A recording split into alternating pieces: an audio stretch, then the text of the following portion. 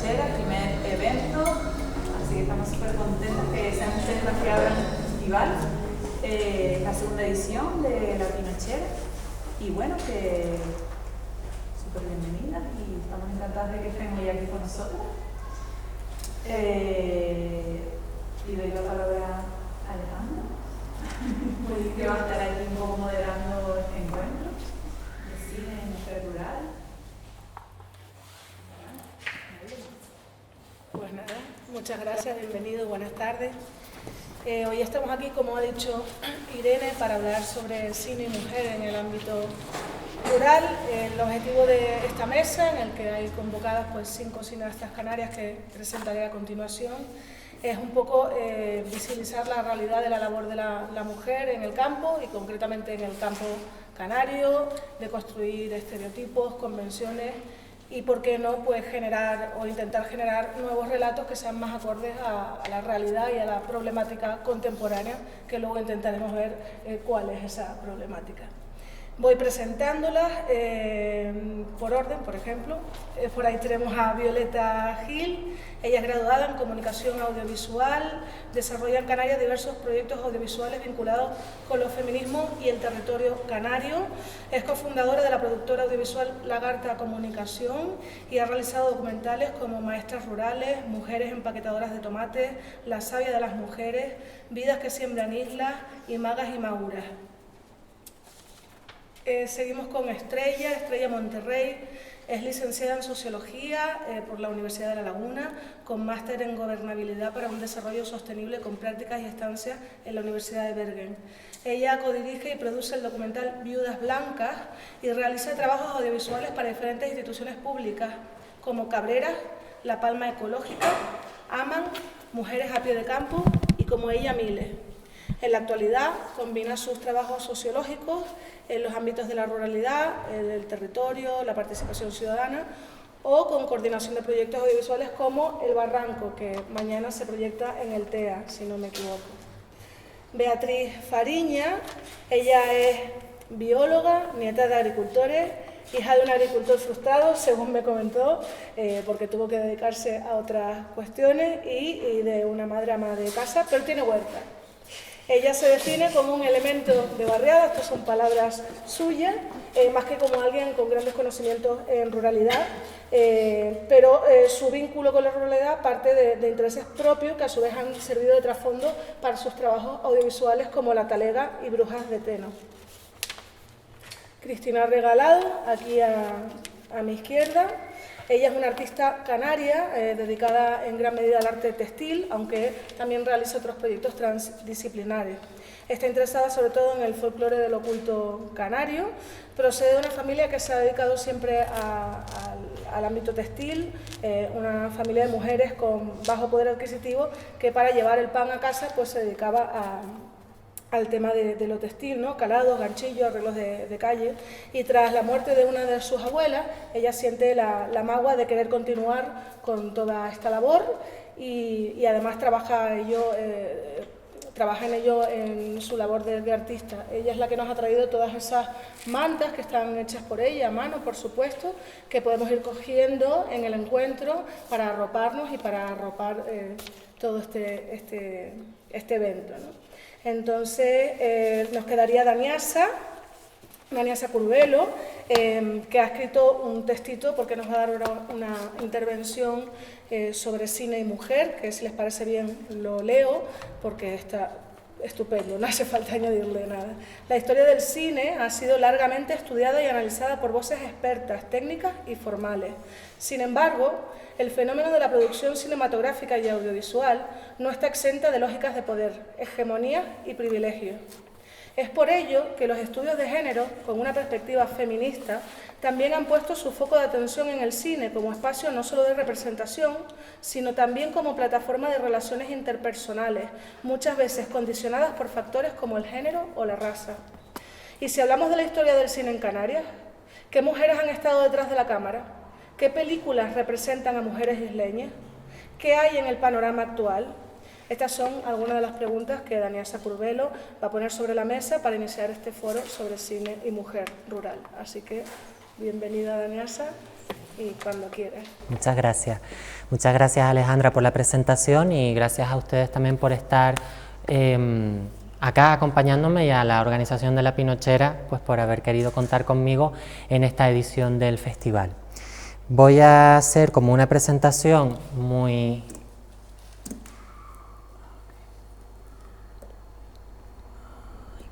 Ok, gracias. Voy a hacer como una presentación muy escueta, muy rápida, para quedarnos como con algunos conceptos básicos de lo que estaba comentando también Alejandra, del enfoque que le quiero dar como experta en estudios de género, y por lo que también se quiso contar conmigo en este foro sobre cine y mujer. Empezaremos por cuestiones más genéricas, que tienen que ver como con la historia del cine y qué es el cine como artificio social y también como espacio de sociabilidad, y luego concretaremos en lo que es el contexto canario, la historia de nuestro archipiélago.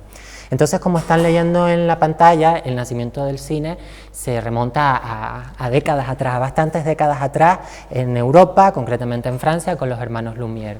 Es desde entonces, desde ese momento, en el que el cine comienza a constituirse no solamente en una maquinaria de producción de conocimiento, porque de algún modo la gran pantalla comienza a establecer grandes verdades inequívocas.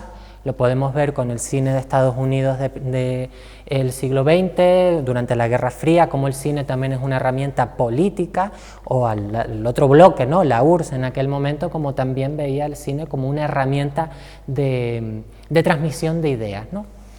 ¿Qué sucede? Que esta herramienta, que es el cine y la producción audiovisual a gran escala, no solamente es una empresa de producción de conocimiento, también es un espacio de sociabilidad, y que no está exento, como se decía anteriormente, no está exento de las lógicas de poder que imperan en una sociedad, porque al fin y al cabo el cine no es más que un producto arraigado y sujeto por unas cuestiones sociohistóricas y culturales. Entonces, por eso no es extraño hablar de roles de género en el cine. Tenemos como dos fotogramas de dos películas bastante conocidas, y como de algún modo ejemplifican algo que podemos ver y comprobar en una larga lista de títulos, tanto españoles como de otros países, de otros contextos, en donde suele haber de forma genérica una representación de las mujeres como adornos, como decorado de lo que es el argumento de la película, o con un rol de mujer sumisa, mujer objeto de deseo, en fin, una consonancia con los roles de género que imperan en la sociedad. El cine representa esto, con excepciones. La cuestión es que esas excepciones no son la norma, como bien estoy comentando, esas excepciones son minoritarias. Acá les traigo como unos titulares que he ido como seleccionando, en donde se habla, pues, por ejemplo, de cuántos, eso me pareció muy interesante, ese estudio en el que se analizaba cuántos minutos hablaban las actrices en una película en comparación con lo que hablan los actores, y la diferencia es brutal. Bueno, sin ir más lejos, los hombres hablan más del doble que las mujeres. Entonces, esto ya empieza a hablar de un problema de base en la producción cinematográfica. La misoginia de la industria del cine japonés, acoso sexual, abusos y falta de contrato. Jane Campion es la tercera mujer que gana el Oscar a la mejor dirección gracias al poder del perro. Esto fue un titular bastante reciente. 5 años desde que el movimiento Me Too sacudió el mundo en general, un movimiento que nace también de lo que fueron los abusos sexuales que muchos directores de cine estaban haciendo con sus actrices o con otras trabajadoras de la industria. El rol de la mujer en el cine, en fin, hay como gran información en internet que demuestra que esto está en crisis. O sea, la producción cinematográfica misógina, patriarcal y machista ya lleva años puesta en el foco de atención y en crisis como tal. Lo mismo podemos decir del vector de raza, como podríamos hablar de otros vectores como es la disidencia sexual, como es la vejez, como es otras cuestiones y cómo han sido representadas en la gran pantalla estos vectores que de algún modo nos colocan a cada una de nosotras en una situación distinta.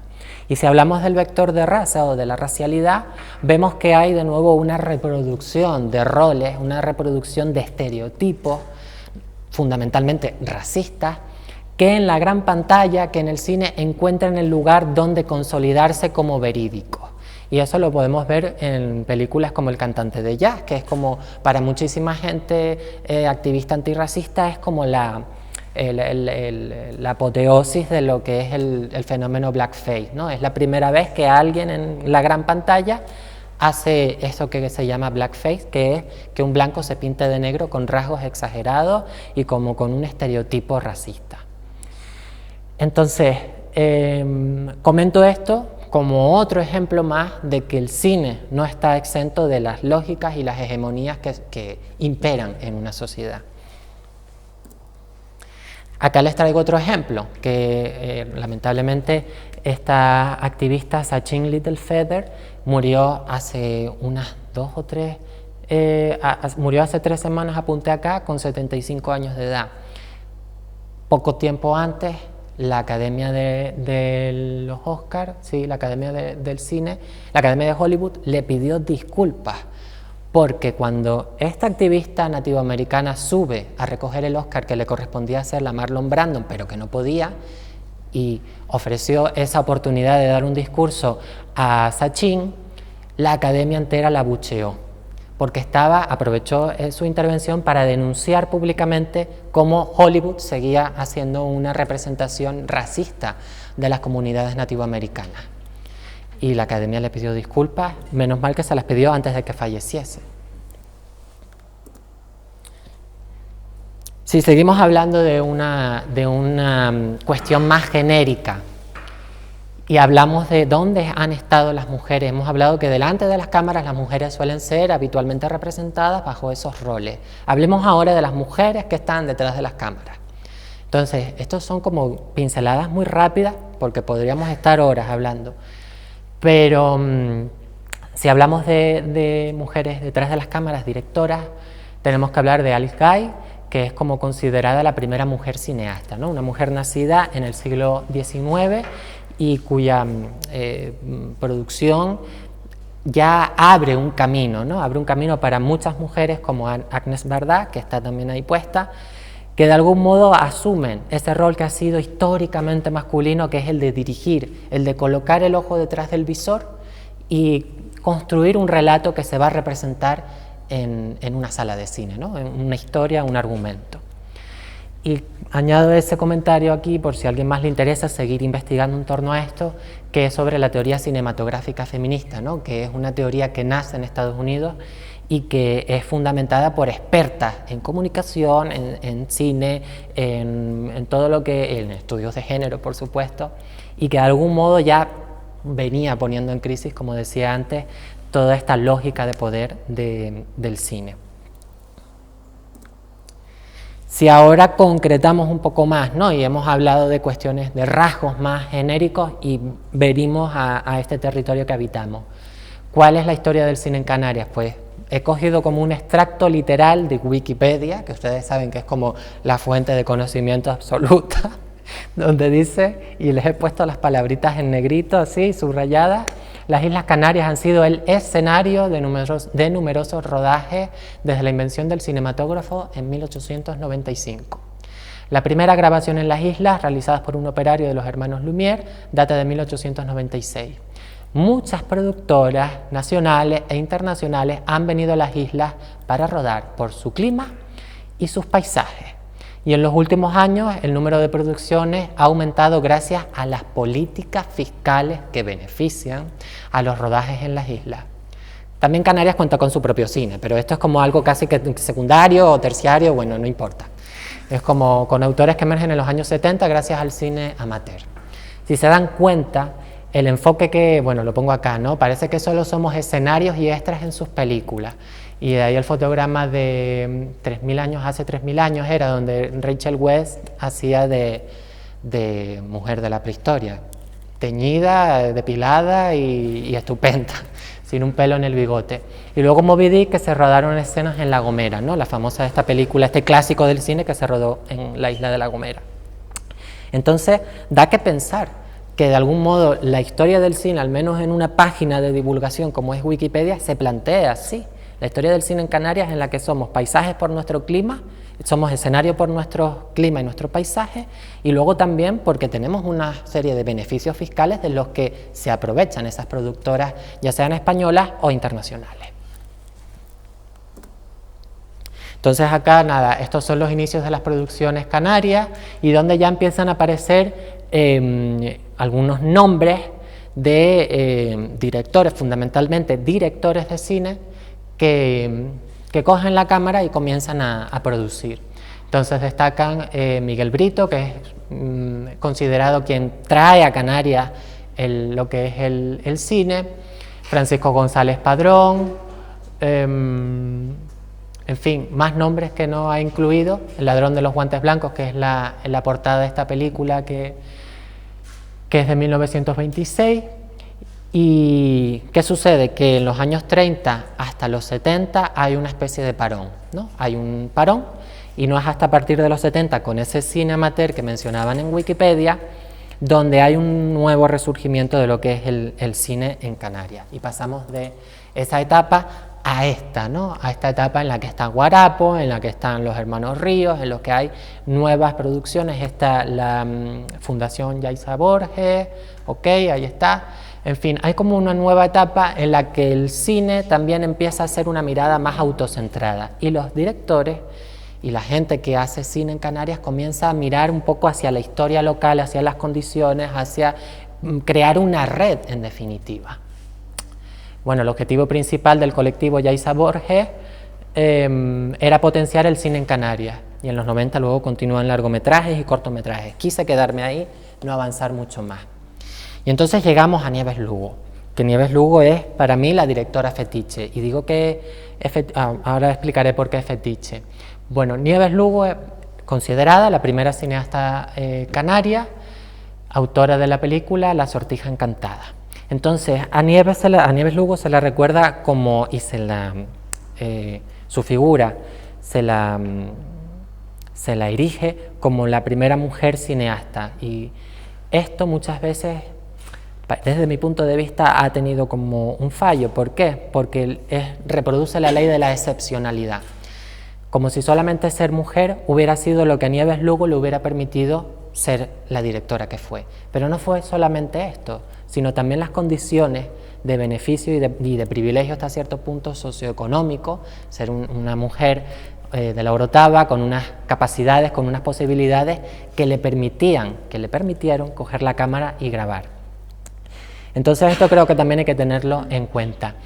Y recientemente se ha estrenado el Festival de Cine Nieves Lugo, es una de las protagonistas del famoso libro Mujeres Canarias, y por eso es por lo que digo directora fetiche, porque hasta cierto punto lo que conseguimos hacer cuando reducimos toda una historia en un personaje es reducirlo y obviar otras cuestiones. Entonces, más allá de ese personaje, que también hay como cierto beneficio político en todo esto, en rescatar a la directora Nieves Lugo, que no digo que no haya que hacerlo, pero con matices y sobre todo con una mirada más amplia que nos permita ver por qué Nieves Lugo pudo hacer lo que hizo y qué pasó después de ella, sobre todo, para que no se reduzca todo en estas excepciones que se dan en la historia y que parece que eran casos aislados. Estos son como algunos casos que estoy trayendo, algunos ejemplos de mujeres que han seguido y que han continuado involucradas en la producción cinematográfica, como María Miró, Viviana Monge, Cris Nodas o Alba González de Molina. Por supuesto, Estrella Monterrey, Silvia Navarro, Macu Machín, Violeta Gil. Acá tenemos a Estrella y a Violeta. Como podrían ser muchísimas más, no he podido traerlas todas. Y aquí tendría que salir Este vídeo me hubiera gustado que se proyectase, pero no va a poder ser. Es Isabel Coll Barbusano, también directora de cine de Canarias. Tiene en internet una entrevista que le hace la televisión canaria a propósito de una de sus últimas producciones. Entonces les recomiendo que la vean por si quieren como continuar conociendo este asunto. ¿Y por qué traigo a Isabel? Porque Isabel Coll me parecía significativo que la televisión pública y los medios estén interesados en la figura de la mujer cineasta en Canarias sin, al parecer en principio, sin importar el factor de edad, porque sabemos que muchas veces la edad, y sobre todo en las mujeres, es un factor que hace que a la sociedad le dejes de importar. Cuando eres una mujer que supera cierto límite de edad, nuestra sociedad apunta y empuja hacia la invisibilización. Y en este caso, al menos, me pareció que con Isabel no han caído en eso. Y luego todo lo contrario, tenemos el caso de Claudia Torres, que fue también muy movido en redes y en medios, después de ganar el Premio Digital 104 a la distribución. La pregunta ¿es todo tan fácil? Bueno, pues acá les traigo una serie de datos, ¿no?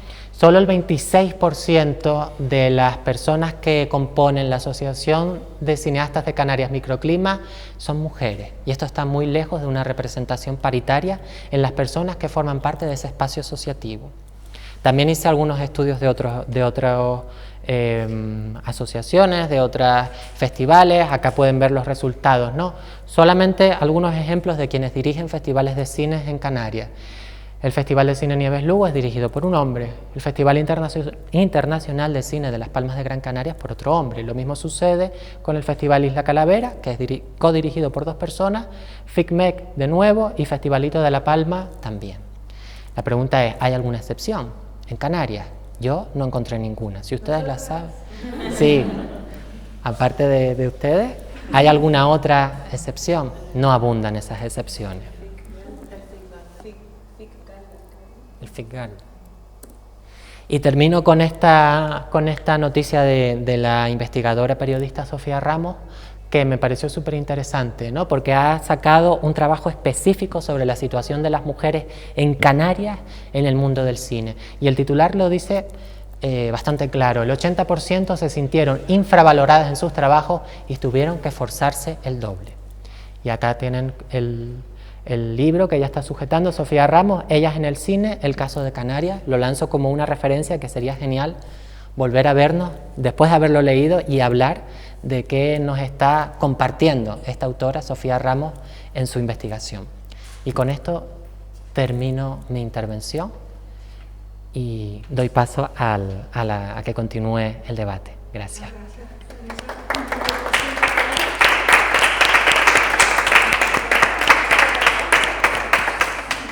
Bueno, pues sabemos que las vidas y las historias de nuestros pueblos laten y se sostienen gracias a la labor de tantas mujeres, ¿no?, que están en continuo movimiento y sobre la que se sustenta también pues los cuidados, el alimento de la sociedad y otra serie de trabajos de otras personas que son posibles gracias a ella, ¿no? Entonces quizás por eso, para empezar, sería bueno que comenzáramos a preguntarnos si somos conscientes del papel que ocupan las mujeres en el ámbito rural, con qué mochilas cargamos, por qué las hemos asumido y si sabemos lo que supone este sistema de trabajo que siempre recae en el mismo género. Es una pregunta amplia, van a haber unas 7 de estas, entonces, bueno, si quieren vamos poco a poco tirando del hilo y vamos profundizando, ¿no?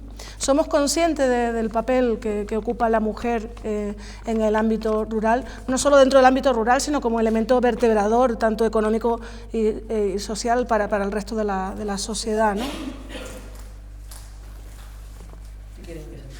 Que soy la más tímida y entonces, como soy la más tímida, hablo de la así después ya. Yo creo que igual que en toda la sociedad, la mujer es la que principalmente y probablemente sea la que vertebra y lo lleva todo. Lo que pasa que como no se ha visibilizado y ahora lo visibilizamos, pues ahora es cuando somos conscientes, pero en casi todos los ámbitos relacionados con el cuidado, pero ahora la cuestión del ruralismo o los pueblos, que están, yo creo que más relacionados con el cuidado de la tierra y de los animales, ahora es que nos hemos dado cuenta que es verdad, que eran las mujeres las que lo estaban llevando y ahora incluso están empezando a dar la cara y a ser las que llevan empresas, siendo ya las, digamos, las directivas de esas empresas agrícolas o ganaderas, ¿no? Muchos casos ahora están apareciendo de mujeres de cualquier edad que tienen cabras y ovejas y ganado en general. A mí me parece una cosa que siempre ha sido así y que ahora simplemente nos estamos dando más cuenta. ¿Quiere continuar alguna? Bueno, está claro que eso es así, sin embargo, nunca hemos encabezado la parte delantera, ¿no? Nunca hemos estado visibles. Es curioso como cuando te pones a ver documentos en este sentido, incluso yo también que hice un proyecto sobre mujeres rurales, siempre las mujeres mayores se ríen incluso de los hombres, ellos no aguantan, ¿no? Éramos nosotras las que cargábamos 100 kilos en la cabeza y ellos no, son los vagos, ¿no? Pero nunca hemos estado encabezando la parte delantera. Entonces, ¿por qué creemos que hemos asumido esa parte, ¿no? Bueno, yo creo que básicamente por toda una historia, ¿no? Patriarcal que invisibiliza una cosa en mi caso particular, ¿no? Y creo que a muchas nos ha pasado que hemos hecho entrevistas o hemos tenido ocasión de hablar o visibilizar la labor que realizan muchas mujeres. Cuando empezamos a hablar con esas mujeres, yo por lo menos, que supongo que les habrá pasado también, lo primero que te dicen mientras estás en ese momento de poner el micro a la persona, a la mujer en concreto, sobre todo mujeres mayores, pero también jóvenes, es que te voy a contar yo, muchacha, si yo no te puedo contar nada, si yo no sé nada. Claro, aún sabiendo, claro, luego le das al rec, le haces un par de preguntas y te quedas con la boca abierta o con la lágrima cayendo, ¿no? Y dices, ¿cuánta sabiduría invisibilizada, cuánta sabiduría silenciada y poco visibilizada en los medios? Y hasta cierto punto como que hay una historia de autoboicot, ¿no? Como que no se nos permite o no se nos legitima en nuestras historias a valorarlas, a darles el peso que realmente tienen. Y bueno, básicamente es eso. A mí me llama mucho la atención, como incluso conmigo misma, ¿no? Muchas veces cuando te invitan a un foro como este, como, ¿pero qué voy a decir yo? Si yo no puedo decir nada, ¿no? De todo esto, no tengo no las herramientas, sino como el derecho a formar parte o el derecho a ocupar un espacio que realmente nos pertenece y que tenemos que estar ocupando, ¿no? Y creo que por ahí van los tiros. Creo que es algo que tenemos que trabajarnos entre nosotras, animarnos y visibilizarnos al final, que es lo que estamos haciendo. Sí, ¿es humildad o es falta de autoestima? Ya no estoy saliendo del guión, ¿no? Pero bueno, me surgen esta... ¿Humildad o falta de autoestima, ¿no? Esa autocensura que tenemos de... Es curiosa la pregunta porque yo creo que muchas veces tratamos de venderlo como una idea de humildad, ¿no? Como que se nos exige a las mujeres ser humildes cuando hay una necesidad de reivindicar. A ver cómo me explico, ¿no? Pero que una mujer sea visible es algo que se puede atacar. Y entonces vestimos esa culpabilidad bueno, espérate, ya estamos en términos filosóficos, ¿no? Pero quiero decir que vendemos una cuestión de humildad y en realidad detrás realmente hay una falta de autoestima muy grande y no se nos permite como decir, oye, aquí estoy, yo tengo todo este conocimiento, te voy a hablar de mi vida, te voy a hablar de mi historia y no tengo por qué callarme, ¿no? Sin embargo, creo que desde fuera muchas veces se critica o se juzga e incluso se castiga a las mujeres que tienen esa seguridad, ¿no? Entonces es como, creo que es hasta, fíjate lo perverso que es el patriarcado, que hasta cuando una está segura de sí misma es castigado y no se les permite estar seguras de sí misma. Entonces no se nos permite estar seguras de nosotras mismas. Es muy curioso y perverso. Sí. Bueno, yo con la primera pregunta que hacías, ¿no? Sobre el tema yo creo que el valor del trabajo que han hecho las mujeres en el campo, o sea, no ha estado valorado. O sea, el trabajo que tiene que ver con los cuidados, con el sostenimiento de la vida, es un trabajo que no se le ha dado valor, ni valor monetario, ni valor social, ni valor cultural. Entonces, toda esa carga que las mujeres han llevado en su espalda durante un montón de años, pues hace que no se sientan así, como que trabajan en lo importante o con lo que ellas hacen es importante, ¿no? A medida que se han ido haciendo cada vez más trabajos, ¿no?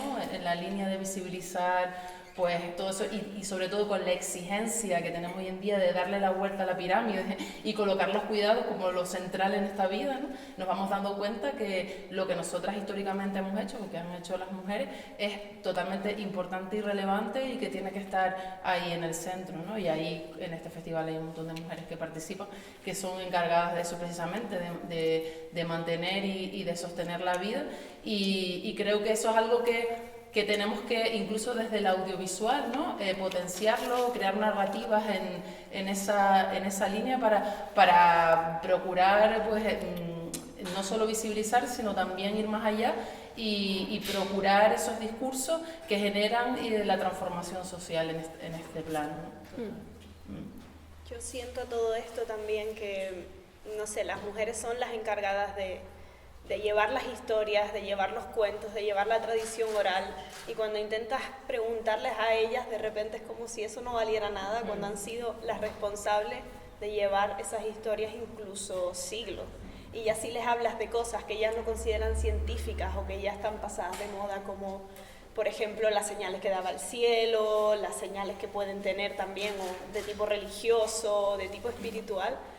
Es increíble cómo al principio te empiezan a decir lo que decían antes las compañeras de no, eso nada, eso son tonterías, y después te das cuenta de que en grandes estudios estos conocimientos han sido siglos entre mujeres hablándolos y contándolos, y me resulta interesante. De todas formas, a propósito de eso, yo sí encuentro como una diferencia generacional, yo no sé si ustedes también la ven, pero hace ya añitos, cuando empezábamos a entrevistar a mujeres, me encontraba más con eso de yo no he trabajado nunca, yo lo que yo digo no vale. Ahora las nuevas mujeres vinculadas al campo, más jóvenes, que sí que ven su trabajo de otra manera, ¿no? De alguna manera a lo mejor no está tan dignificado económicamente como ellas exigen, ni socialmente, pero sí que ellas se posicionan de otra manera, sobre todo en los casos en los que ese trabajo es elegido, ¿no? Entonces hay como una diferencia que yo no sé si ustedes la ven, pero... Sí, claro. Sí que se nota. Sí, precisamente en ese sentido, ¿no? Del trabajo elegido o el trabajo que te toca hacer. Muchas de las mujeres de antes, ¿no? Dedicadas al ámbito rural, pues no tenían otra salida, no podían ir a la escuela, no tenían decisiones, ¿no? Ahora mismo pues sí es una cosa más voluntaria. Pero con respecto a esto, quería preguntar si en este ámbito rural las mujeres de repente, por ejemplo, me contaba Cristina el otro día, ¿no? Cuando en esa sala de costura en la que se sentaban a coser, pues era como un espacio que vendría a ser ahora el equivalente a un espacio no mixto, donde las mujeres pues encontraban un espacio sororo, ¿no? De sororidad, en el que poder pues hablar de sus cosas y sentirse validadas entre ellas, ¿no? Entonces, la pregunta es, ¿se puede considerar el ámbito de la ruralidad antes un espacio pseudo-feminista, proto-feminista, un espacio sororo? Bueno, a mí me parece curiosa el enfoque, quiero decir, la cámara, ¿no? Es decir, hablamos de lo rural desde lo urbano. En lo urbano nos falta una serie de cosas y entonces nos la encontramos y decimos, ¿y aquí qué pasa? Y entonces, ¡wow! Lo que hay aquí, ¿no? Porque decía Irene, digo, claro, hablamos de la pinochera y decimos, ¡wow! Las pinocheras, ¿no? Pero después hablas con la pinochera y dices, una mierda de ¡wow! Será frío, me meaba en las manos para que no pusiera, y entonces toda esa maravillosa imagen que desde lo urbano vemos de la pinochera era que no veas, pero también estaban los pinocheros, que pasaba lo mismo, ¿no? Entonces, hay para mí una interpretación de lo urbano, de lo rural, y hay esa vivencia de lo rural. Es decir, ya no es cuestión de hombres y mujeres, sino en general de lo rural, como eso, los magos, ¿no? Lo que vivía allí, y que aquello no era trabajo. ¿En qué momento se empezó a considerar trabajo una nómina, ¿no? Yo en un momento determinado decido ejercer de madre, y cuando me hacen la pregunta, ¿pero usted trabaja? Sí. ¿Cómo trabaja? De madre. Se ríe, ¿no? Digo, bueno, entonces la pregunta está mal hecha. Me tendría que preguntar, ¿usted trabaja con nómina? Claro. ¿Por qué no? Y entonces cuando yo estoy tejiendo en el telar con doña Carmen, viene alguien y le entrevista y dice, ¿y sus hijas? Dice, no, mis hijas tienen trabajo. Estamos haciendo esto es maravilloso, ¿no? Pero bueno, está esta pobre loca que no tiene trabajo o algo pasa y está metida en esto, ¿no?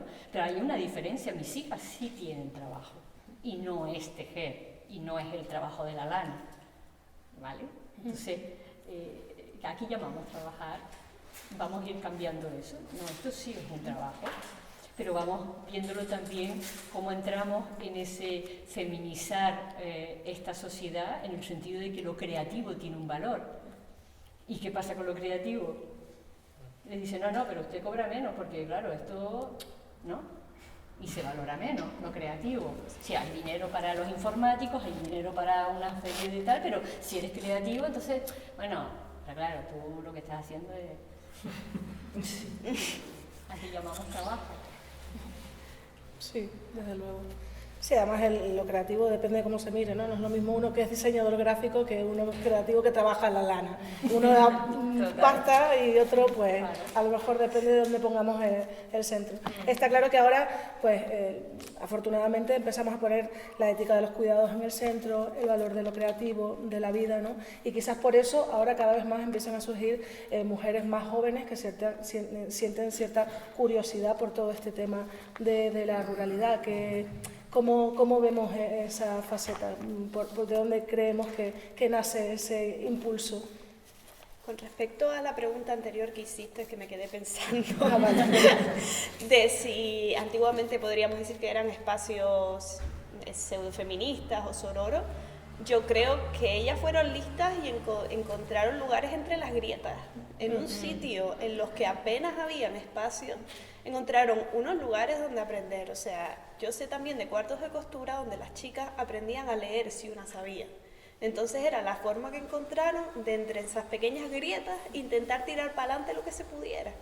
Que tenemos que ver, pues, a ver, hoy es maravilloso, ya no solo tenemos un cuarto de costura, también tenemos un montón más, pero sí que creo que esos pseudoespacios sororos eran unas grietas maravillosas donde consiguieron sembrar muchas cosas y que salieran, a pesar de que todo no estaba a su favor. Y estoy hablando también en el caso de mi familia, de mujer rural, de poco dinero, que era la forma de conectar con la cultura. Escuchar la radio, las telenovelas y hablar entre ellas, y esos conocimientos, si una sabía hacer algo, se lo enseñaba a las demás. Lo que sabía una lo sabían todas, ¿no? Sí. Vale, y bueno, retomando la pregunta esta de dónde nace este impulso actual, esa tendencia a la ruralidad, Pero... ¿cómo vemos qué posibilidades le vemos, ¿no?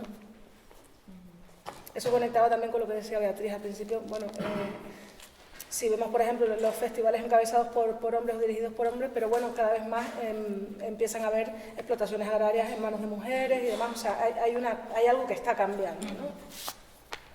¿Qué enfoque se le da a eso? ¿Cómo se representa en el cine? Bueno, un poco lo que estabas comentando de porque ahora hay una tendencia hacia volver hacia los pueblos o a la ruralidad, puede ser también un poco de moda, puede ser también un poco de hartazgo con lo mal que está lo otro, o puede ser, por ejemplo, en Canarias, que se está mezclando todo. Ya es muy difícil, por ejemplo, en una isla como Tenerife, el que tú digas esto es pueblo, esto es ciudad, esto es barrio, esto es urbanización. Todo eso se está mezclando, pero es cierto que sí, que hay gente que prefiere vivir en un sitio, el ejemplo aquí, La Esperanza pasa, ¿no? Prefieren vivir en un sitio más rural que en el centro de Santa Cruz o de La Laguna, ¿no? La calidad de vida en las ciudades, para las personas que seamos mínimamente sensibles con la naturaleza, ha caído muchísimo. Entonces, los atascos, la polución, que por mucho que haya coches eléctricos, sigue habiendo muchísima polución y sigue siendo incómodo el ruido.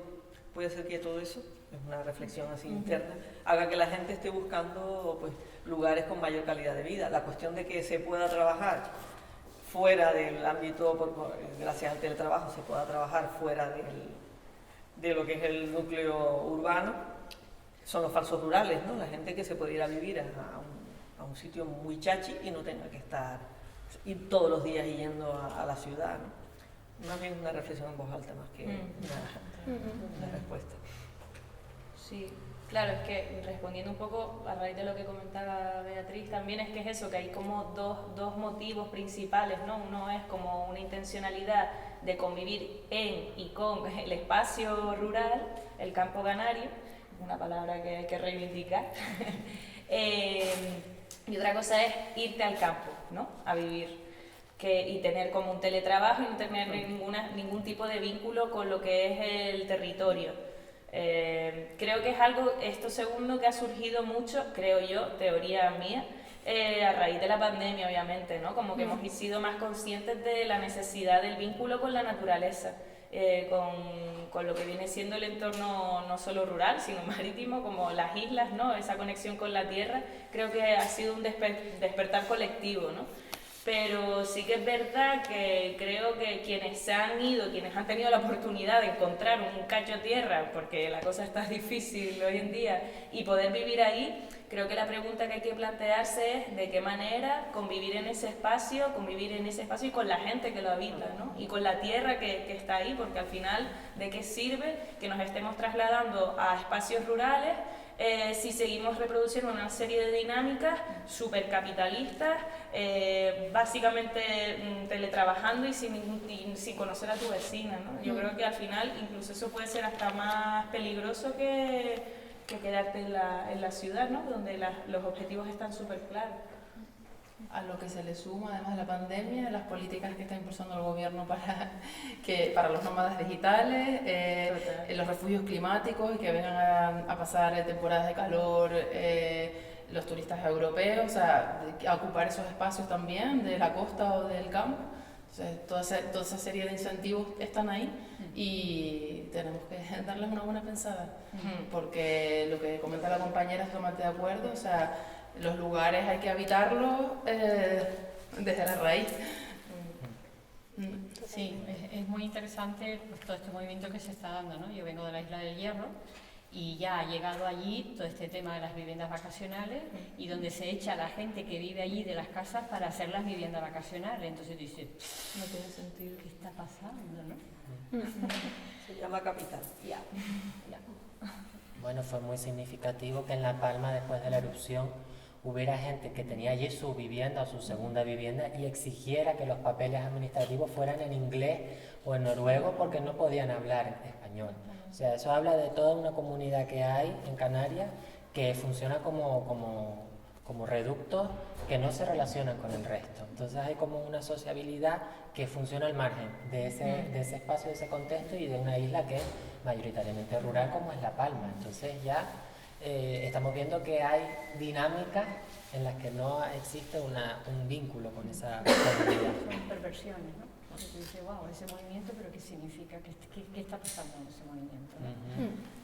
Qué horror. Sí, más allá, por ejemplo, de las narrativas urbanas, ¿no? Que a veces están salpicadas después de ese idealismo, estábamos hablando ahora aquí de convivir con lo rural, pero recuperando la figura de la mujer ganadera actual, por ejemplo, ¿no? Que es una vida dura, ¿no? Si le quitamos el idealismo, es lo que contaba antes Beatriz, o sea, es una vida muy dura. Entonces, ¿cómo podríamos diferenciar o contextualizar a la mujer en la ruralidad actual en contraposición con el pasado, ¿no? ¿Cuáles son las diferencias entre el ahora y el pasado? Siendo una vida tan dura, ¿qué es lo que...? Bueno, ¿A mí? no sé, porque el Hierro es 100% rural. Tiene una zona urbana. Representante total. Yo creo que el otro día estábamos en el festival de lava circular y la primera charla que salió era las casas no se comen. Era una charla sobre el territorio, las tierras y lo que pasaba, ¿no? Y se pasó de valorar la tierra como lo que nos da de comer a resulta que ahora lo que nos dan de comer son las viviendas vacacionales, o sea, las casas y abandono de las tierras, ¿no? Y pongo un paréntesis que sale a colación de la guerra de Rusia, cuando oyes a un molinero de aquí que nos vamos a quedar sin cofio porque no hay trigo, y tú dices, cofio de Canarias está haciendo con trigo ruso, colega. ¿Vale? Y luego tenemos toda una administración que está aplicando a pie de letra toda una normativa europea que no tiene que ver con este territorio, ¿no? Entonces ya no es solamente las dificultades climáticas, sino que tenemos una administración en contra de lo que queda de rural. Entonces, es algo duro. Si encima como mujer pretende sacar adelante la huertita, la lana, el darle una posibilidad a los recursos, pues todo lo que son. Esta mañana hablaba con la concejala aquí bueno, no me acuerdo el nombre, y dice, bueno, si es que para mover una vaca, para vender 4 manzanas que tiene, y hace una serie de requisitos que se hace imposible. Entonces, ¿cómo podemos cambiar el concepto de decir, no nos eche una mano, quítenos la pata de encima? ¿Vale? ¿Cómo nos movemos como individuos y decir, yo no quiero una manzana súper polida, sino yo quiero la manzana de ese señor y yo decido comprarla? No necesito todo el registro que usted tiene, yo lo conozco, sé cómo trabaja con sus cosas y yo le compro el queso porque quiero. No necesito todos esos registros de sanidad. Entonces, como sociedad y como mujeres somos capaces de empezar a decidir dónde queremos y qué queremos apoyar. Desde el cuidado, cuando hablamos de ecología, decía yo esta mañana, ecología en el origen de la palabra es el conocimiento de la casa más cercana, ¿quién es? Mi propio cuerpo. La siguiente casa, a lo mejor no me vivo, pero el espacio tierra es nuestra casa. Entonces ese cuidado femenino de unir y de sumar. Todos aportamos algo y cómo entre todos vamos decidiendo. Entonces yo no necesito una administración que me legalice una serie de cosas. Yo le compro otra manzana porque quiero. ¿Cómo cambiamos esa mentalidad en la que nos hemos metido, decía Pedro Molina, de red, y ya no nos podemos mover, porque no, esta normativa dice que tengo, la otra normativa que no sé cuánto. Entonces, ¿cómo puedes soltar eso? Eso es formando comunidades, y en eso las mujeres tenemos un bagaje, sumar y formar comunidad. Sí, lo ideal sería que nosotros viajáramos más que la comida que comemos. Sería estupendo, sinceramente, que si yo viajo de aquí a La Palma o a Fuerteventura, pues que la comida hiciera más o menos esos viajes y no me las trajeran de todas partes del mundo. O la produjera. Sí, que tienen más rodaje que yo. Yo traigo el millo del hierro porque planté y saco unas piñitas, entonces vine, lo molí con el colero, lo llevo al sausal, hago el gofio, allí me encuentro con 4 mujeres haciendo su mejunje de trigo, gofio, hacemos nuestros gofios y luego reparto ese gofio y digo, wow. Medio kilito para cada uno, de gofio de aquí, hecho aquí. Entonces yo le preguntaba al hombre, y dice, no, la gente viene y dice, gofio de millo, y no tiene millo local, y le decía, yo le digo, siémbrelo, usted siembra el millo y yo hago el gofio, pero si no sembramos millo. Pero la cosa es, ¿tú lo estás haciendo porque eres mujer o porque eres una persona consciente? Simplemente. Vale. Estamos intentando hacer el enfoque femenino y feminista del tema y es difícil. Enseguida salimos a temas generales que nos afectan a todos, tanto hombres como mujeres. Yo creo que hay temas generales porque estamos en un momento social de derrumbe y señoras, ¿qué queremos hacer? Seguir con lo antiguo, o sea, compararnos a los hombres y buscar ese nivel que fue un feminismo en un tiempo determinado, ser hombres para tener los mismos derechos, decir, perdona, yo soy mujer y tengo estas cualidades y tengo estas sensibilidades, cómo crear nueva comunidad desde la perspectiva femenina que incluya a hombres que tengan también esa sensibilidad. Sí. A mí hay una cosa con la pregunta tuya que me preocupa un montón, siempre me ha preocupado, que es el tema de los derechos laborales.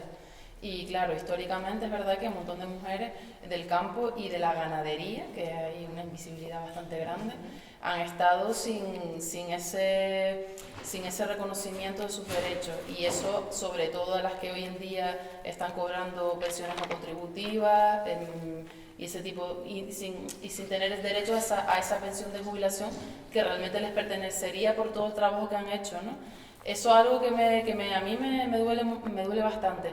Y luego dentro del campo de lo que yo conozco de la ganadería, lo que he estado bicheando y yendo y conociendo, es que están las granjas, ¿no?, legalizadas, formales, con todos esos trámites, para pedirse también esas subvenciones, que es otro de los incentivos grandes para tener los papeles al día, lo cual ha eliminado incluso muchas prácticas culturales tradicionales, por ejemplo el ahumado del queso, que es algo que hacían siempre mis vecinas, ¿no? Y ahora pues no se puede hacer en el suelo, sino tienes que hacerlo en un sitio determinado, en una cocina con unas condiciones X. Aparte de todo eso, para que perdí el hilo, ¿estaba hablando? Vale, de la ganadería, de los derechos. Sí, hoy en día yo creo que dentro de las explotaciones que a lo mejor no están en situación de legalidad, incluso las que están en situación de legalidad, muchas mujeres están ahí sin estar en situación con su seguridad social y demás. También ahí, en ese otro ámbito, pues hay mujeres bastante sin esa situación, ¿no? Y eso al final les va a repercutir en su vida. Ahora, porque están indefensas, son más dependientes de esa figura masculina. Yo conozco casos de mujeres que hacen el queso, ellas, y el queso está a nombre del marido, aunque las mujeres la reconozcamos en Canarias como la quesera, la figura estrella del queso, ¿no? Entonces, todo eso está ahí, ¿no? Y luego sí que veo también un resurgir de un sentimiento o de un pensamiento más centrado en el bienestar animal, o otro tipo de manejo con respecto a los animales. No tanto el manejo que a lo mejor podrían haber tenido mi abuela y su madre, sino un manejo que vino después, más de la generación de mi madre, que fue como un manejo más industrial, ¿no? más intensivo. A lo mejor ahora también hay otras nuevas explotaciones, a lo mejor no son tan abundantes, pero sí, ¿no? sí hay algunas que tienen como otro tipo de forma de hacer ganadería, ¿no? Entonces, todo eso, esos cambios, la mujer también está presente ahí, y eso va a suponer también unos derechos y unas formas de trabajar para ella. Hay una cosa con la ganadería intensiva que a mí siempre me gusta decir, una anécdota concreta, que es cómo una mujer, su marido y ella tenían una explotación familiar, él no quería que se pusiera un lavavajillas en la cocina donde se hacía el queso, porque pues era un gasto, y en realidad hacerlo de manera tradicional pues puede que nos guste más, aparentemente nos puede parecer más folclórico incluso decirlo así, pero para ella el lavavajillas suponía reducir esfuerzo del trabajo, ¿no? A mí siempre me gusta pensar en eso, porque yo también me replanteo las formas, la tecnología, dónde tenemos que caminar, ¿no? Dónde está el término medio entre qué tecnología tenemos que aplicar y qué no, dónde, ¿no? Pero me preocupan mucho esos temas. Entonces para ella eso era una ventaja en su trabajo, porque le aliviaba buena parte. No tenía que lavar con agua fría, lavaba los platos, todos los enseres para hacer el queso. Y eso para ella era un avance, ¿no? Entonces, siempre me gusta ese ejemplo, porque yo pienso mucho en eso, ¿no? Si tenemos que meter más aparatos electrónicos o no, hasta cuándo, cuál es el término medio, a quién va a beneficiar y a quién no. Porque en esa crítica, ¿no?, de superar esa agricultura o esa ganadería más intensiva, más moderna, más de gran explotación, son cosas a quiénes beneficia y a quiénes perjudica, y qué cuerpos están ahí, cómo se relacionan con eso. Se lo dejo ahí, pues, perdón, me un rollo. No, sí, es súper interesante. Además, enlaza con la pregunta que tenía aquí, es otro melón que voy a abrir. Hablando de derechos y de pensar a quién se ayuda, pues, con la modernidad, la tecnología y demás. ¿Cómo concilia a la mujer rural y qué ayudas, ¿no?, se les dan, qué facilidades recibe, pues, desde las instituciones y desde el resto de la sociedad, ¿no? Yo de lo poco que sé realmente, porque al final, bueno, una entrevista, ¿no?, y quienes tienen la información son las mujeres que se dedican específicamente a eso, una gran amiga, hermana, quiere iniciar un proyecto de ganadería, ¿no?, y se encuentra con una serie de impedimentos para iniciar ese proyecto, que lo que se le pide es tener una cantidad de vacas enorme, ¿no?, para poder iniciar ese proyecto, y realmente es curioso, porque luego te das cuenta de que las instituciones no tienen ningún tipo de problema complejo para luego sacarse la foto con esa joven ganadera que lo ha tenido súper difícil para marcarse un tanto de mira qué guay que las instituciones están aportando presupuesto público para este tipo de proyectos, cuando nada más lejos de la realidad estás poniendo una serie de impedimentos, pero que luego por la otra cara es me saco la foto con esa joven ganadera. ¿Qué es lo que no funciona dentro de todo eso? Creo que hay mucha hipocresía, y creo que realmente las políticas públicas para fomentar el trabajo de mujeres ganaderas, jóvenes o no jóvenes, no va acorde con lo que se muestra en los medios de comunicación.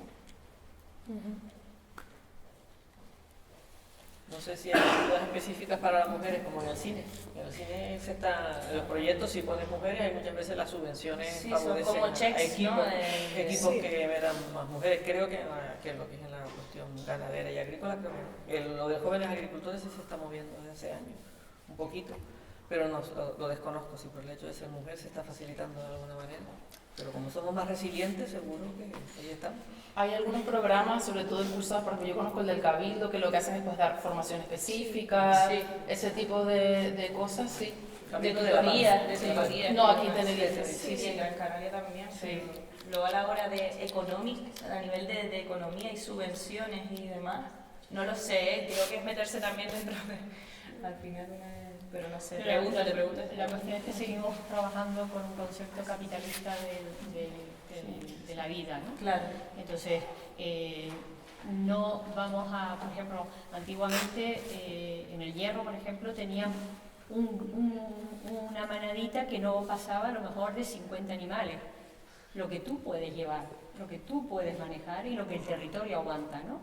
Entonces, después vinieron todas esas formaciones de que tenía que estabularse, de que además si no tienes una cantidad no sé cuánto, no es rentable, y entonces empezaron todo ese concepto de granja, de industria, ¿no? Entonces, a lo mejor, por ejemplo, en el hierro están ahora trabajando con un proyecto que a mí me parece súper interesante. No vamos a tener una granja de gallinas. Fulanita tiene 3 gallinas, menganita tiene... ¿Qué es lo que pasaba antes? Y sobran unos cuantos huevos, porque con esa suma de huevos ya tenemos huevos para vender. Entonces, es un amigo que está ahí moviéndolo, ¿sí? Entonces, ¿por qué no lo hacemos así? En lugar de tener que crear una empresa que resulta que tiene tantos animales, que tiene un espacio, que bla, bla, bla, bla, todo eso. O sea, volver a romper y decir, ¿qué tenemos en el pueblo? ¿Qué quiere usted hacer? ¿Qué le gusta a usted hacer? Pues entonces, en vez de enfocar cuánto dinero se gana con esto, vamos a ver cómo sumamos todas las potencialidades que tenemos en el pueblo, y entonces con eso montamos algo que todos podemos funcionar y ayudarnos, ¿no? Y entonces empezamos a romper, porque claro, todo va a las ayudas.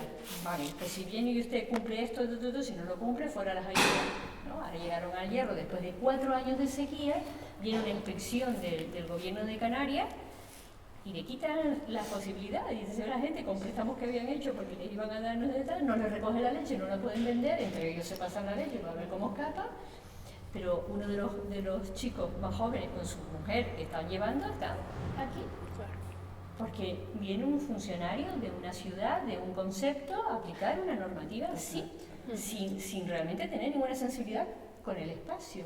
Dice, usted tiene que tener un techo, dice la normativa. Un techo, le dice el pastor. Pero mire usted, eso es ganado en suelta, en la dehesa. Es que aunque yo ponga el techo, el ganado busca la sombra que le gusta, no se mete aquí debajo. No, pero usted no cumple. Claro. Industria, fuera.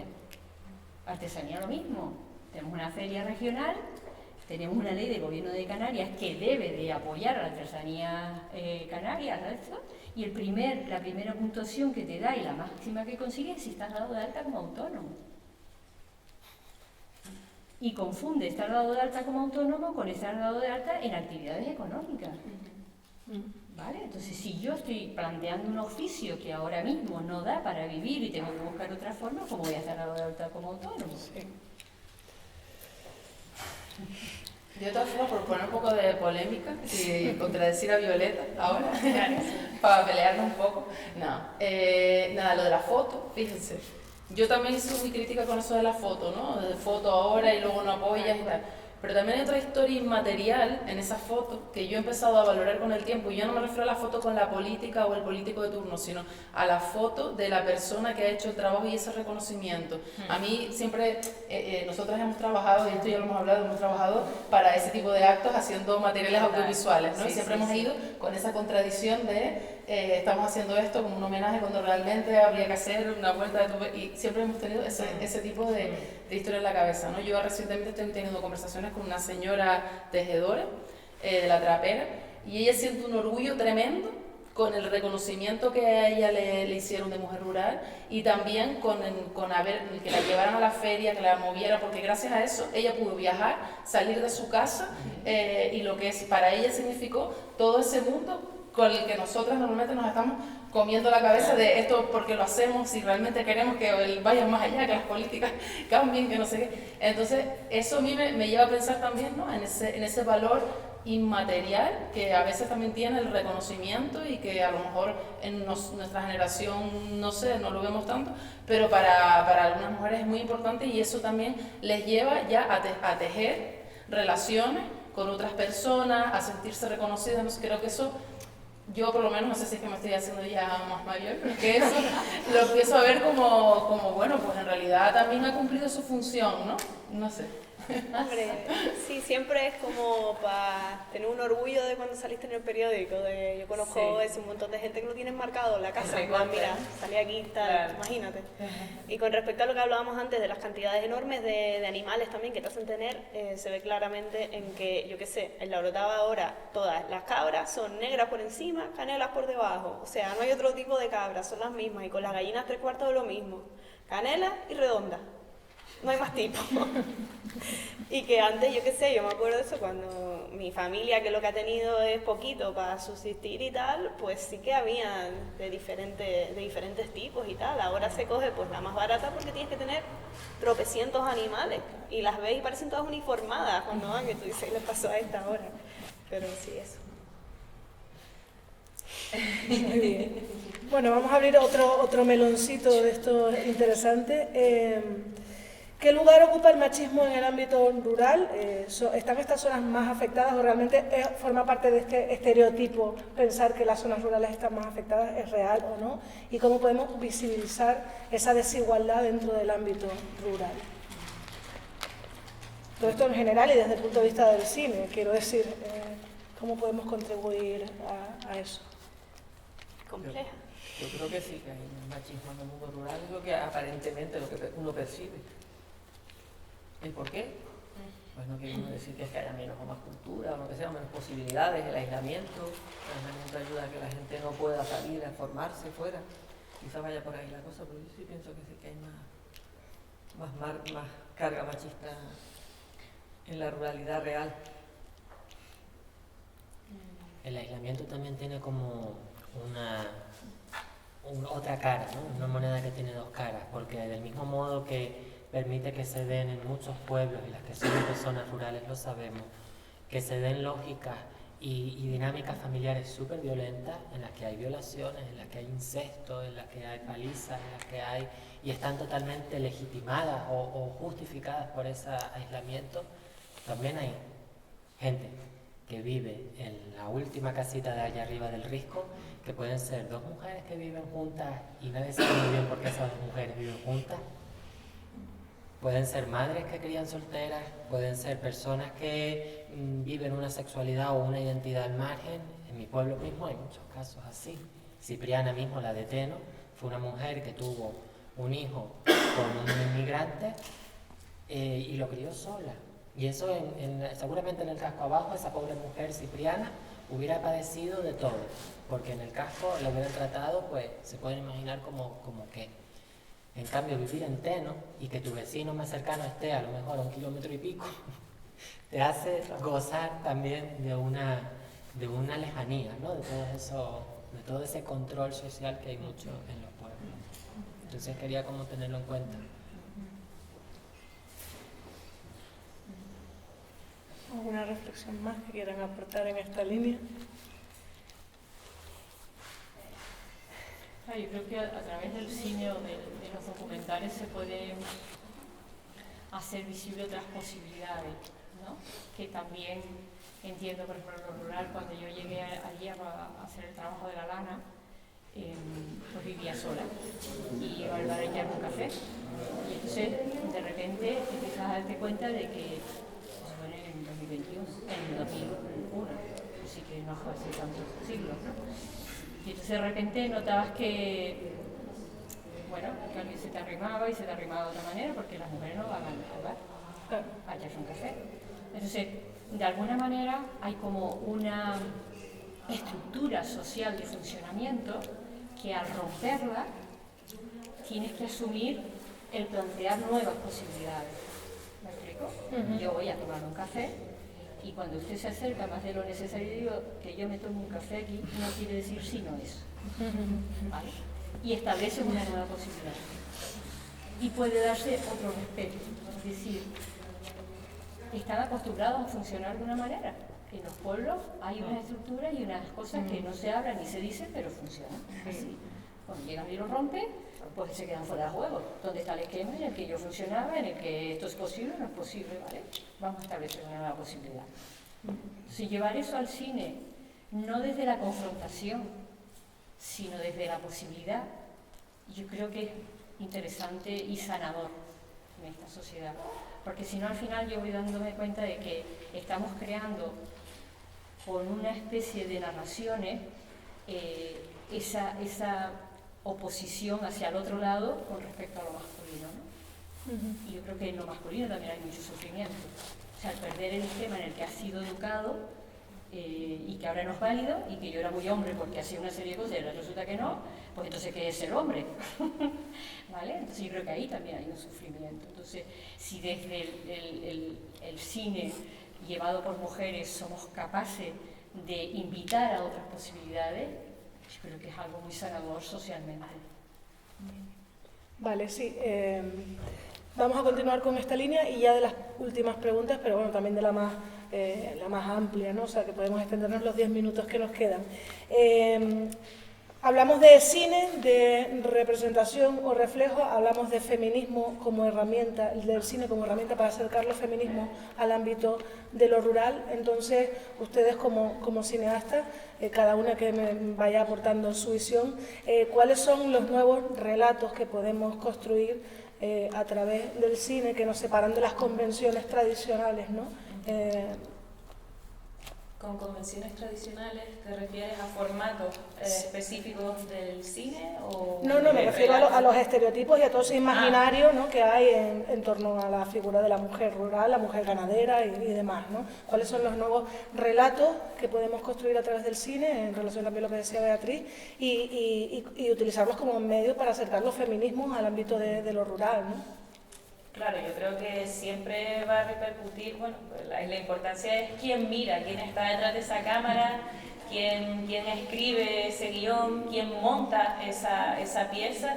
Creo que desde la conciencia política, desde la vivencia propia, una siempre va de forma a veces inconsciente a retratar algo que a lo mejor antes estaba visto con una mirada específica, ¿no? Con todo el hombre blanco, sí, heterosexual, con dinero, ¿no?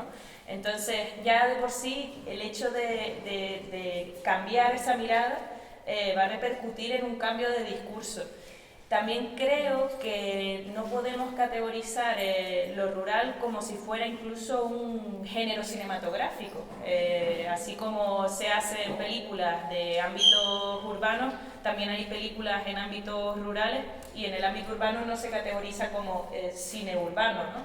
Creo que hay otras posibilidades, otros formatos que explorar el cine, yo qué sé, experimental, no solo el documental de reportaje que muchas hemos hecho, ¿no? Que está genial para visibilizar, por supuesto, el trabajo que hacen muchas mujeres, pero creo que está guay pues salirse un poco de ese tipo de formato, pues para dar a entender que el campo canario, que las mujeres que están en ese ámbito rural pueden generar otras narrativas que no sean la del sacrificio de tal, sino como intentar trascender eso y jugar un poco con otras fórmulas cinematográficas y creativas, pues para generar otro imaginario en torno a la ruralidad, a los feminismos en el ámbito rural, a las mujeres, por ahí.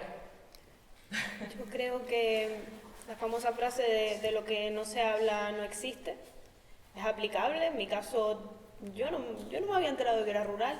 Yo no me había enterado. Claro, yo desde chica pensaba que la Orotava era el centro del mundo. Entonces yo no me había enterado. Y sí que es verdad que hay muchísimas artistas y muchísima gente ahí fuera que están diciendo, ahora me veo reflejada, diciendo, vale, existo. Y creo que también por nuestra parte pues es también devolver ese favor de decir, pues mira, a veces mi documental cuando se lo he enseñado a otras mujeres y se ven reflejadas es como, vale, existimos, podemos continuar, ¿no? Entonces creo que es muy importante visualizar porque a lo mejor mucha gente no se ha enterado de que existe. O sea, a mí me pasó y creo que por esa parte es muy importante todo el trabajo documental porque puede ayudar muchísimo y más en un territorio como es Canarias, con la historia que ha tenido y con sus diferencias culturales. Más versiones por aquí. A mí una cosa que me interesa un montón últimamente, que es las conexiones que se dan entre lo rural, el campo, lo turístico y lo urbano. O sea, creo que en Canarias, como somos islas y hay zonas, por ejemplo, el sur de Tenerife, ¿no? Que en una línea de monte a mar tienes de todo prácticamente muy cerca, y todas esas conexiones de gente que se mueve, de gente que no se mueve, quién no se mueve, cómo se mueve.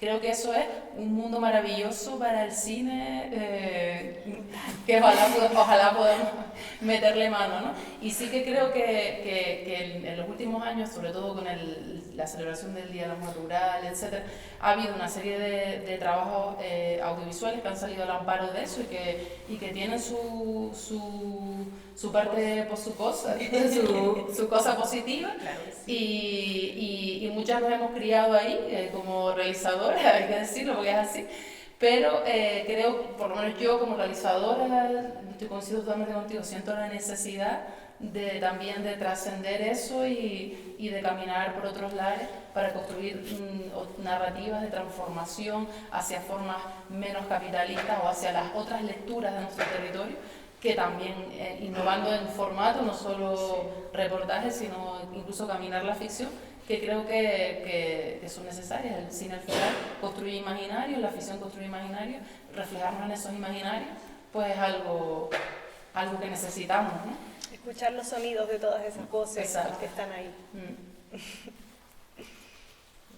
Yo sigo viendo el tema de la ruralidad como algo que realmente, aunque tú dices que te autodefiniste de repente como rural, lo veo como algo que le queda a los telediarios, que realmente la sociedad, la tendencia es a la mezcla de todo. Aquí en las islas peor, lo que está comentando ella, imagínate el sur, ¿no? Peor en el sentido de que todo se va a mezclar y todo se sigue mezclando y bueno, quizás sea bueno reivindicarlo y crearlo y tal, pero que realmente socialmente la tendencia es al eclecticismo, a que lo mezclemos todo y que bueno, cada uno se autodefine después como quiera, ¿no? Pero yo soy elemento de barriada porque me lo digo, pero si lo digo nadie sabe lo que es ser un elemento de barriada. Que tiene que dar el tono. Elemento barriada. Pasa algo. Pasa algo. Añade la frase y ya se dan cuenta de vale. Pero porque yo me autodefino así, ¿no? Porque realmente todo está mezclado ya. Hay que hacer un documental también de eso porque yo ahora vivo en Añaza. Sí, a mí ya me descuadró también, ¿eh? Pero a mí me parece interesante, ¿no? En las islas realmente ha sido un espacio de mestizaje. Y hoy, en una presentación que hacíamos en El Hierro, decía, vamos a ver, desde que por la mañana a primera hora tú enciendes el móvil, ya estás en un mundo total. Y ahí hay un mestizaje no solamente de carne, como quien dice, sino de ideas, de imágenes y de todo. Entonces eso a todos los niveles. O sea, ¿qué es esto y qué es lo otro? ¿Dónde está la limitación? ¿Dónde está el territorio de aquí o el de allá? Hay un mestizaje a toda pastilla, por todos lados. Ahora como acabamos de ver. A ver cómo lo hacemos, Daniasa, para terminar ya. Claro. O para empezar otro rato más. Yo estoy muy de acuerdo con Violeta, que al final lo que hacen la producción cinematográfica, ya que estamos hablando de cine y mujer en entornos rurales, es quién está detrás de ese visor, quién está detrás de esa cámara y quién está al final construyendo un relato, porque las sensibilidades, los intereses y los enfoques van a depender inevitablemente de cuál es la experiencia de esa persona que está detrás del visor. Entonces yo apostaría por ahí, ¿no? Por no tanto de nuevo poner a la mujer delante de la cámara, sino sobre todo detrás, que era de lo que hablaba al principio. Reivindicar también ese papel como un personaje activo en la producción de conocimiento desde lo audiovisual. Bueno, pues muchas gracias. Aquí concluimos, dejamos esta semillita para el futuro, hablando de lo rural y que crezca, y ojalá que puedan seguir haciendo muchísimas más películas, porque efectivamente yo, en mi humilde opinión, creo que lo importante también está detrás de la cámara ahora mismo. Así que nada, gracias a todos por la atención y a ustedes por compartir.